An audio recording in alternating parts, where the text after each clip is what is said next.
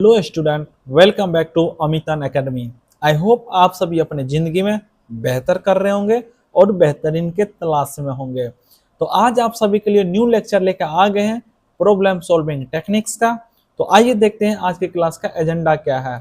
तो आज के क्लास के एजेंडा में हम सबसे पहला पॉइंट डिस्कस करेंगे इंट्रोडक्शन टू सूडो कोड।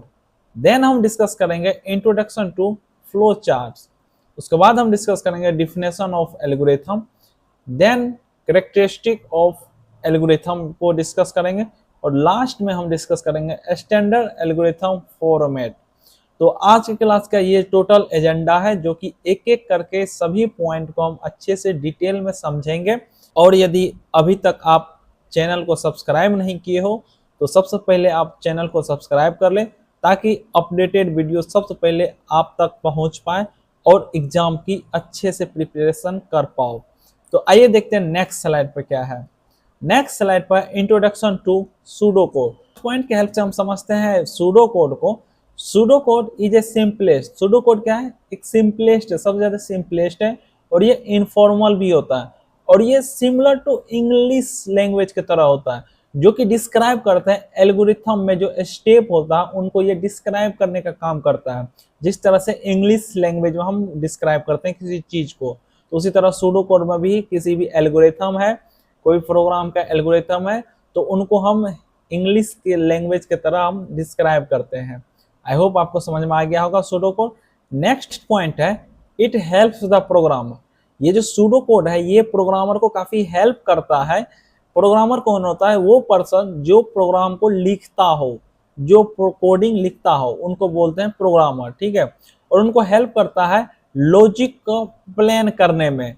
कोई भी एक्चुअल कोड होता है प्रोग्राम को, वो लिखने से पहले जो लॉजिक का प्लानिंग जो होता है उनमें ये काफी हेल्प करता है प्रोग्रामर को सूडो कोड। आई होप आपको ये भी पॉइंट समझ में आ गया होगा।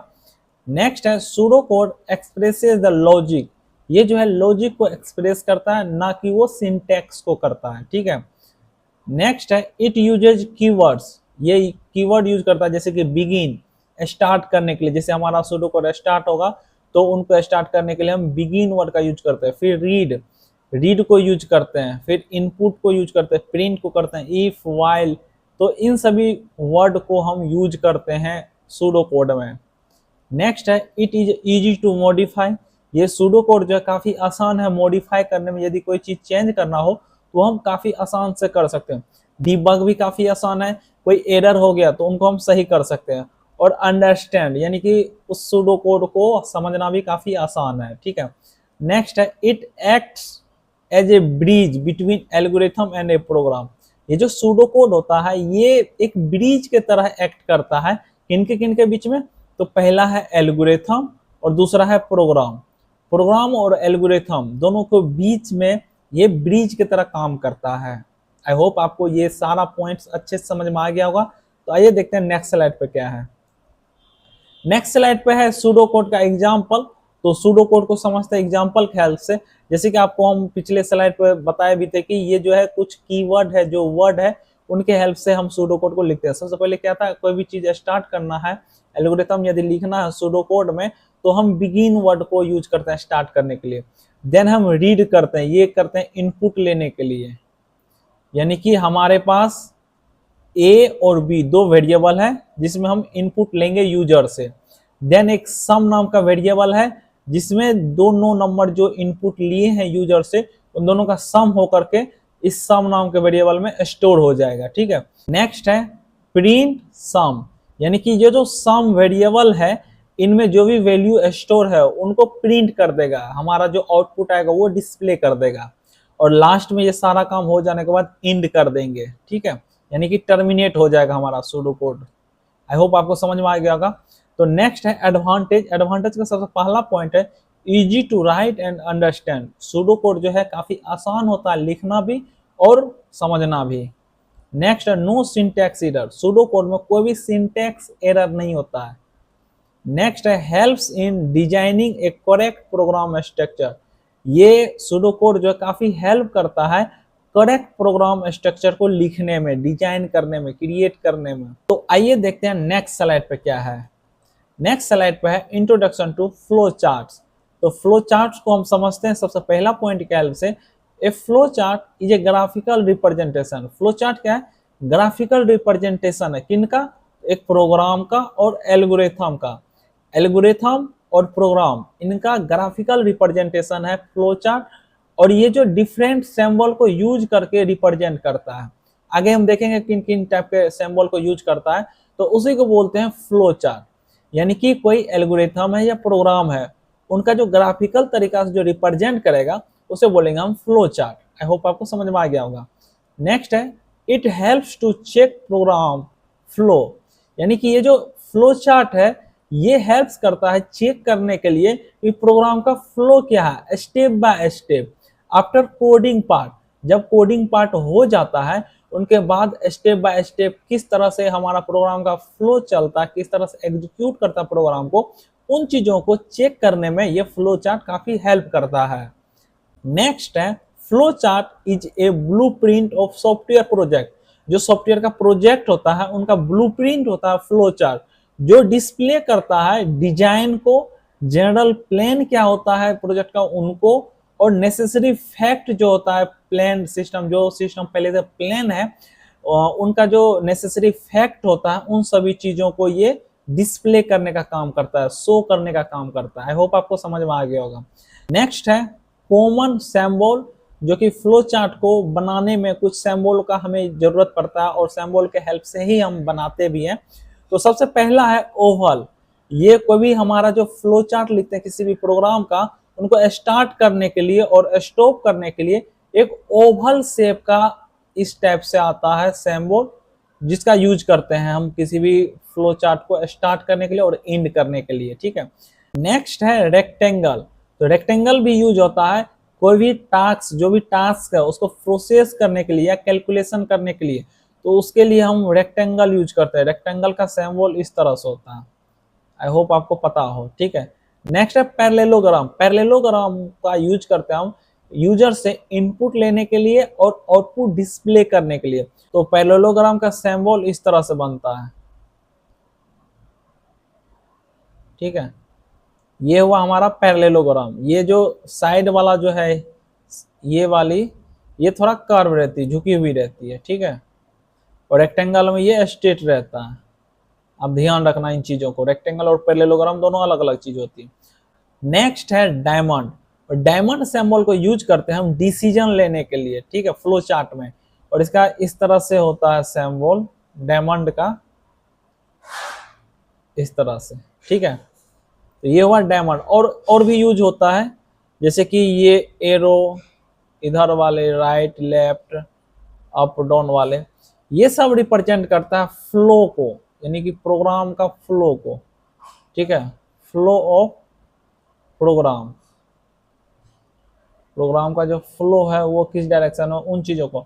और यदि हमें एक पेज को दूसरे पेज से कनेक्ट करना है तो उसके लिए हम ये सिंबल यूज करते हैं। ठीक है, फॉर कनेक्शन।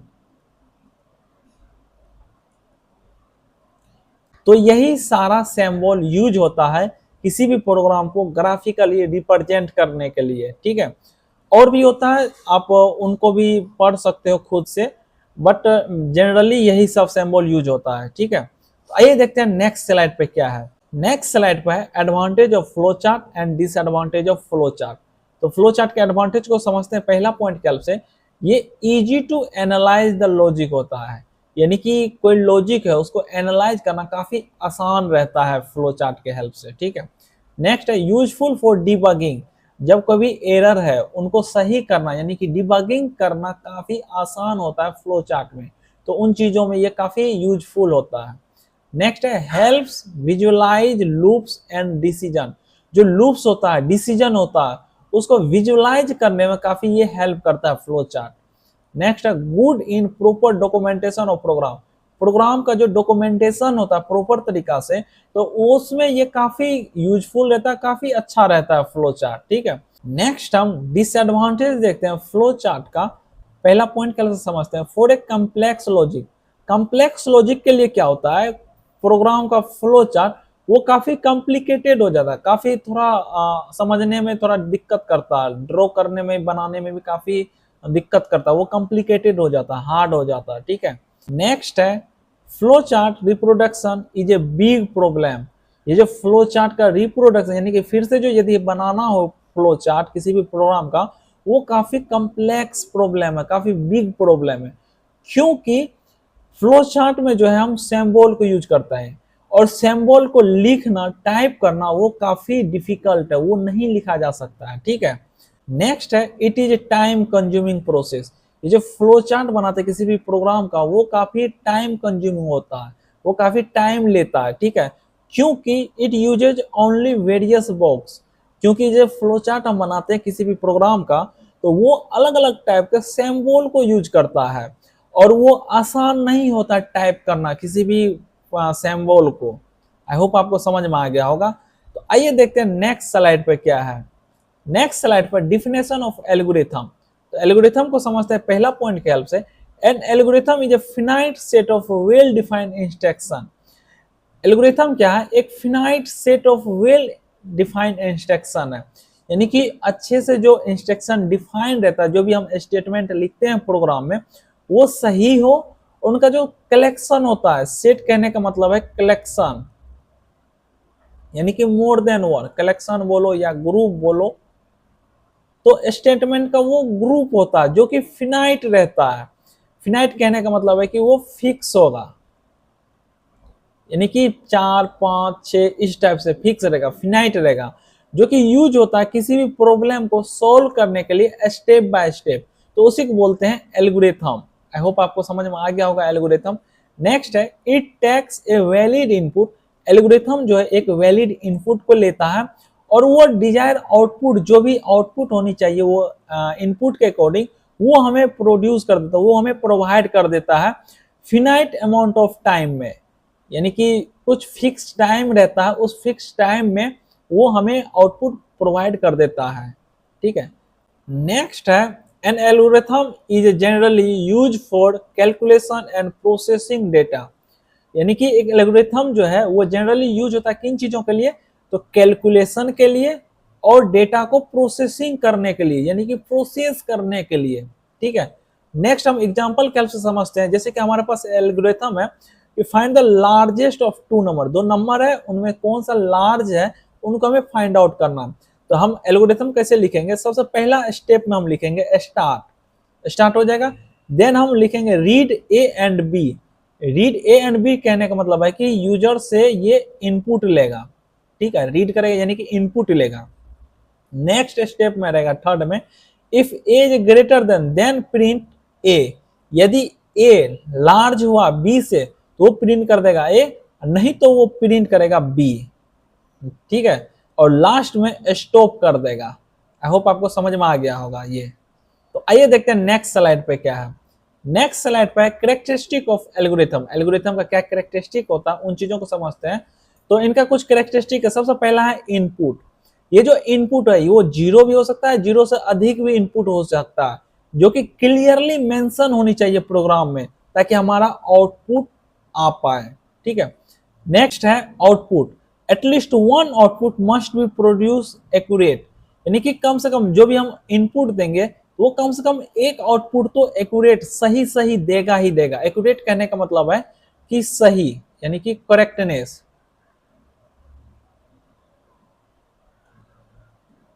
ठीक है, यानी कि बिल्कुल सही देगा। एक्यूरेट का मतलब ये होता है कम से कम एक तो देगा ही आउटपुट। नेक्स्ट है definiteness. Every step must be clear. जो भी स्टेप हम लिखते हैं एल्गोरिथम का वो बिल्कुल क्लियर होनी चाहिए, प्रिसाइज होना चाहिए और अनएम्बिगियस होनी चाहिए। ठीक है, नेक्स्ट है फिनाइटनेस। तो फिनाइटनेस कहने का मतलब है algorithm must terminated after a limited number of step, यानी कि एल्गोरिथम जो होता है एक लिमिट स्टेप के बाद टर्मिनेट होना चाहिए। टर्मिनेट कहने का मतलब है कि एंड हो जाना कोई भी एल्गोरिथम किसी भी प्रोग्राम का। ठीक है, नेक्स्ट है इफेक्टिवनेस। इफेक्टिवनेस भी होनी चाहिए एल्गोरिथम, यानी कि वो सिंपल होनी चाहिए और बेसिक स्टेप ही उनमें यूज होना चाहिए। और लास्ट है जनरलिटी। जनरलिटी कहने का मतलब है एल्गोरिथम जो है वो एक प्रोग्राम का क्लास के लिए वर्क होना चाहिए, ना कि एक सिंगल केस के लिए। सपोज दैट एक हम एल्गोरिथम बनाए और वो एल्गोरिथम सभी इनपुट के लिए काम आए, ये नहीं कि किसी पार्टिकुलर इनपुट के लिए काम आए, किसी पार्टिकुलर केस के लिए आवे, वो जेनरिक होनी चाहिए। किसी भी टाइप का इनपुट दे तो उनके लिए वो काम करे उस टाइप के प्रोग्राम में। ठीक है, आई होप आपको समझ में आ गया कैरेक्टरिस्टिक ऑफ एल्गोरिथम। तो आइए देखते हैं नेक्स्ट स्लाइड पे क्या है। नेक्स्ट स्लाइड पे advantage of flow chart and disadvantage of flow chart. तो एडवांटेज को सबसे पहले हम डिस्कस करते हैं पहला पॉइंट की हेल्प से। Algorithms allow the process of actual development. जो एक्चुअल डेवलपमेंट होता है किन चीजों का, तो प्रोग्राम के कोड का, तो उनके प्रोसेस को ये अलाउ करता है एल्गोरिथम। ठीक है, नेक्स्ट है programmers are able to use most efficient solution in algorithm. जो प्रोग्रामर होता है, जो कोड लिखता है, उनको बोलते हैं प्रोग्रामर, वो एबल रहता है मोस्ट इफिशिएंट सॉल्यूशन को यूज करने के लिए किसी भी एल्गोरिथम का। ठीक है, नेक्स्ट है algorithms help in break down the solution of difficult program. Algorithm जो है इन चीज में भी हेल्प करता है। कोई यदि कॉम्प्लेक्स प्रॉब्लम है, कोई डिफिकल्ट प्रॉब्लम है, तो उनको छोटे छोटे पार्ट्स में ब्रेक कर सकते हो, डिवाइड कर सकते हो।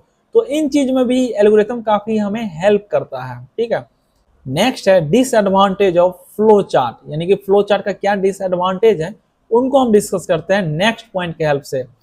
The flow of program control become hard to understand for large algorithm. जो प्रोग्राम का जो फ्लो होता है उनको कंट्रोल करना काफी डिफिकल्ट हो जाता है, काफी हार्ड हो जाता है कोई भी लार्ज एल्गोरिथम के लिए। आई होप आपको समझ में आ गया होगा। नेक्स्ट है it is a time taking process. और जो फ्लो चार्ट हम बनाते हैं किसी भी प्रोग्राम का, वो टाइम लेता है, तो ये काफी टाइम टेकिंग प्रोसेस है। तो ये भी एक तरह से डिसएडवांटेज है फ्लो चार्ट का। आई होप आपको समझ में आ गया होगा advantage of flow chart and disadvantage of flow chart. तो आइए देखते हैं नेक्स्ट स्लाइड पे क्या है। नेक्स्ट स्लाइड पे स्टैंडर्ड एल्गोरिथम फॉर्मेट। तो स्टैंडर्ड फॉर्मेट क्या होता है किसी भी एल्गोरिथम को, तो उनको समझते हैं। तो ये होता क्या है, the standard algorithm format is a structured step by step approach for presenting algorithm clearly and logically. यानी कि जो स्टैंडर्ड एल्गोरिथम फॉर्मेट क्या होता है, वो तो एक तो स्ट्रक्चर रहता है और स्टेप बाय स्टेप अप्रोच होता है किन चीजों के लिए, तो एल्गोरिथम को क्लियरली और लॉजिकली रिप्रेजेंट करने के लिए, प्रेजेंट करने के लिए। ठीक है, नेक्स्ट है purpose of standard algorithm format. तो इनका पर्पस क्या, सबसे पहला है to make algorithms easy to understand. ये जो एल्गोरिथम को आसान बना देता है समझने में। ठीक है, नेक्स्ट है to describe the logic of a program clearly. Program का जो लॉजिक होता है वो डिस्क्राइब करना, यानी कि एक्सप्लेन करना, वो काफी क्लियर कर देता है। नेक्स्ट है to standardise how algorithms are written. और ये जो स्टैंडर्ड एल्गोरिथम फॉर्मेट है, ये एक तरह से स्टैंडर्ड फॉर्मेट दे देता है कि एल्गोरिथम को किस तरह से हम लिख सकते हैं, कैसे लिखनी चाहिए। ठीक है, आई होप आपको ये अच्छे समझ में आ गया होगा पर्पस और स्टैंडर्ड एल्गोरिथम फॉर्मेट क्या होता है। तो आइए देखते हैं नेक्स्ट स्लाइड पे क्या है। नेक्स्ट स्लाइड पे जो स्टैंडर्ड एल्गोरिथम होता है उनमें कुछ पार्ट्स होता है, तो उनको हम समझते हैं कि कौन कौन सा पार्ट्स होता है स्टैंडर्ड एल्गोरिथम में। तो सबसे पहला है एल्गोरिथम्स नेम। कोई भी एल्गोरिथम बनाएंगे, लिखेंगे किसी भी प्रोग्राम का, तो उनका सबसे पहले नेम होना चाहिए। वो भी कैसा, तो बिल्कुल क्लियरली होना चाहिए। वो पढ़ के क्या टास्क है वो हमें समझ में आनी चाहिए। जैसे कि आप एग्जांपल में देख सकते हो फाइंड मैक्सिमम, यानी कि हमें ये पता चल रहा है कि मैक्सिमम फाइंड करना है। नेक्स्ट इनपुट होता है उनका पार्ट, और ये क्या करता है कि जो वेरिएबल होता है उसमें इनपुट लेने का काम करता है। जैसे कि आप एग्जांपल यहाँ देख सकते हो एन एरे ऑफ इंटीजर्स। एक एरे है, इसमें क्या क्या वैल्यू सब आएगा वो इसमें ले लेगा। ठीक है, नेक्स्ट है आउटपुट। आउटपुट क्या करता है कि हमें प्रोवाइड करता है, हमें प्रोड्यूस करता है आउटपुट, रिजल्ट जो होता है। जैसे आप यहाँ पे एग्जांपल देख सकते हो the maximum value in array. जो एरे है, जो एरे यहाँ पे लिए है एज ए इनपुट, उनमें सबसे मैक्सिमम नंबर क्या है, सबसे मैक्सिमम वैल्यू क्या है, वो हमें रिजल्ट में प्रोवाइड करवा देगा। लास्ट है प्रोसेसिंग स्टेप्स। इसका मतलब क्या है कि हम किसी भी प्रोग्राम का जो एल्गोरिथम लिखते हैं वो एकदम सीक्वेंस में करेक्टली सही सही चले और उसमें जो लॉजिकल ऑपरेशन होता है वो परफॉर्म हो। ठीक है, आई होप आपको ये सारा पॉइंट्स अच्छे से समझ में आ गया होगा। तो आज का लेक्चर इसी के साथ द एंड हो चुका है। तो thank you so much for watching and supporting. आपके सपोर्ट के बिना कुछ भी नहीं है। और आपको यदि ये वीडियो इन्फॉर्मेटिव लगे तो वीडियो को प्लीज लाइक कर दें और चैनल को सब्सक्राइब नहीं किया तो प्लीज सब्सक्राइब कर लें। Thank you so much.